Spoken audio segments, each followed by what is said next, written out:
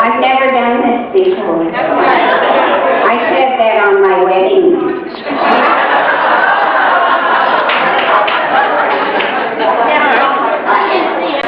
Anyway, this is going to be very short.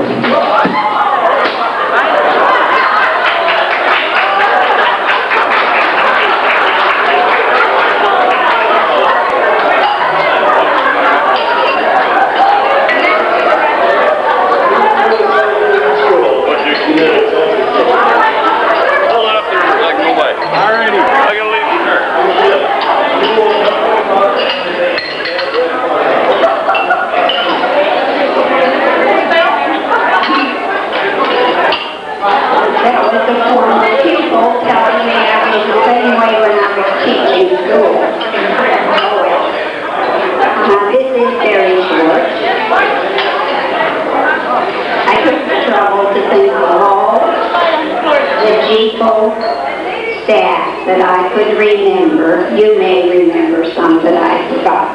But I thought it'd be nice to just read their names today.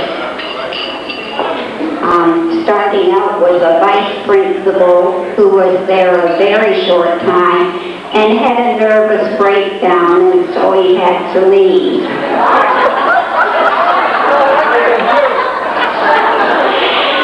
And then we had Don Johnson and Louise Reed, two very special people. They're both gone now. Louise Reed married Sir Frederick Banking's nephew and went to live on the farm with her husband and adopted 3 teenagers who needed home. She really was a special person. And Don Johnson, of course, nobody could have been better. He fought all through Italy in the medical corps, and he believed in black and white, right and wrong, and if he seemed a little strict sometimes, he made up for it in other ways. He was a marvelous teacher, and he's gone now. And then there was Ken Strangway, who was our vice principal, because Gordon Knott of Earl Beatty School was the real principal of Geco, but he only came out once in the 5 years I was there. I think once was enough. And the next vice principal we got was named Major Moore. He wanted to be called Major because he had been in the Army, and we were his troops. And he didn't send us memos. He insisted on sending us chits. Now what the heck is a chit? I don't know. Anyway, they were special people. And then we had, when the other building opened, Mary Daniels Fife in grade 3, myself in grade 4, and Margaret Quigley in grade 5. And Margaret, after she finished her stint at Geco, very wisely dropped out of teaching and joined a church where she did very good work. And Kay Wallace gave us our first kindergarten at the school. And Joan Buchanan was grade 1, Shirley Jones grade 2, Flora Sherwin Irwin. Imagine being named Flora Sherwin and marrying a man named Irwin. How often could that happen? Hold up your hand there, Flora. And I think Flora is famous for tying Tony D'Amato into his seat. He just wouldn't stay still. And then there was Dorothy Palmenter, who married Ralph Neal, who did the window decorations for Simpsons. He was very, very talented. And then he won a national award for a church decoration scheme he did with a whole carpet of flowers and all the inside of the church, just beautiful. and they adopted a child. And we had Joe Ross. Now, when I came to Geco, I thought pediculosis was a disease of the feet. It turned out to be little bugs that you got in your head. And Joan Ross, who later became Joan Harper, had thick, curly hair. And when Pat the nurse told her a few of those pediculosis or whatever they were in her hair, she absolutely went berserk and walked out of the classroom and went home. So then we had a Margaret Street. I didn't know her very well, but she was a nice girl. And Miss Baggett, who came after I left. And Edna McLean, who taught at Adam Beck School when I was a pupil. She came out of retirement to teach at Geco to help children who were having a hard time learning to read. She was a wonderful person. And Eva Davis, who was Dr. Davis's wife, a beautiful white-haired and elegant person. When Dr. Davis passed away, she came out to Geco to teach a class that was separated out from the rest of the school. There were 9 of them because they were having learning problems and behavior disabilities, or whatever you want to call it. Now, I had to teach them gym once a week, these 9 kids, and music once a week.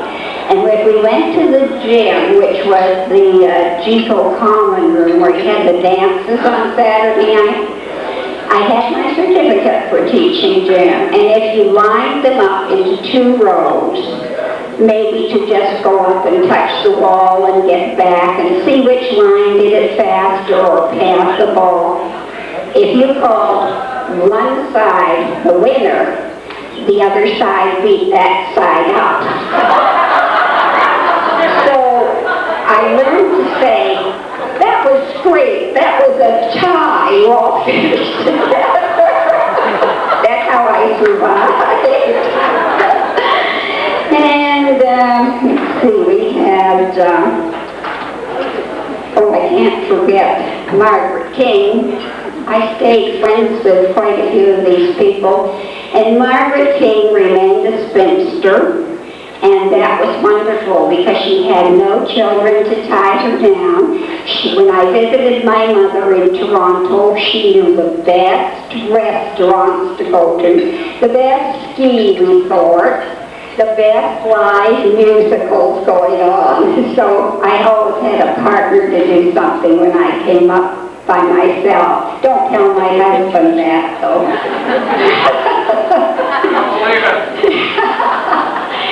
And we went to Bermuda together, we went to Cape Cod, and we went to Williamsburg. So she was free to travel. There's a lot to be said for having a friend who has no household responsibility.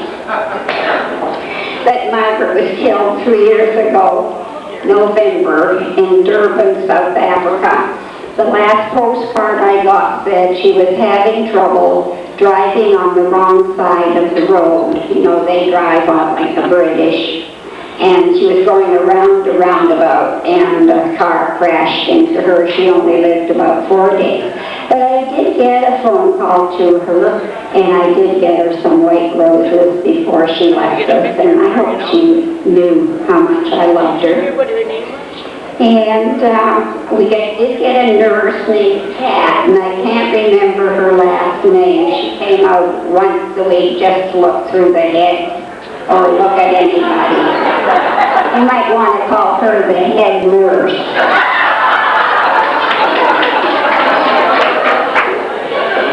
And there's Belle Annette, who is with us today. And I used to hear about her dating the milkman up on the farm. And by jingo, I think she married him. Put your hand up there, milkman.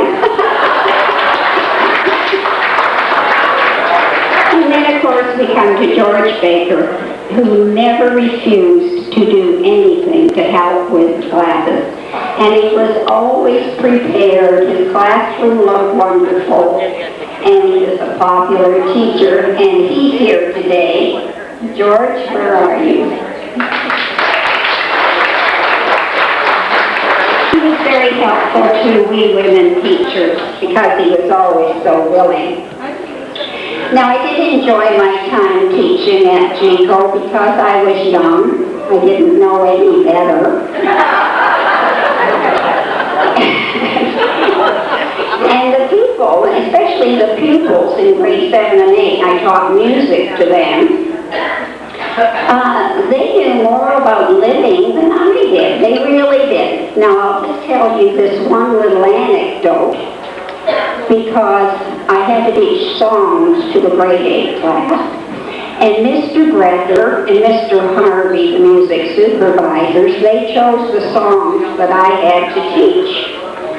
I don't know why they chose this one, but it was from an operetta. And the words were, now picture me 19 or 20 years old, and all these grade 8 boys, about 45 of them and girls, all knowing more than I did about anything. And the words to this operetta song were, there are fairies at the bottom of my garden when the August moon is shining bright, and they frolic at the bottom of the garden. That was as far as I ever got, because all those boys were going, whoo, whoo, whoo, whoo. I didn't know what was wrong with that. I imagine Warren Evans was in that class. But we persevered, we put on an operetta, we had a pretty good time. And I think all the teachers did a good job there, even if I have to include myself, because we were young and we still believed we could change the world. And we were in close touch with the parents of all the children there. So all of the years I've taught since, and I've worked with children for several decades in the States too, I never felt as happy or as if I was doing something good and enjoying it as I did when I was teaching at Geco. It was very special. And I want to thank all of my pupils who are here today.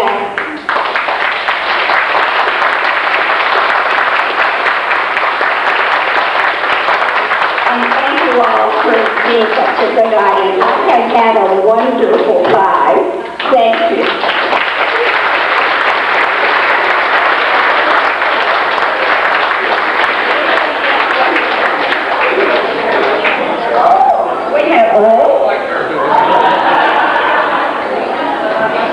Thank you very much, Mavis Thornton, former Miss Evans. I think a great speech, sharing those wonderful memories.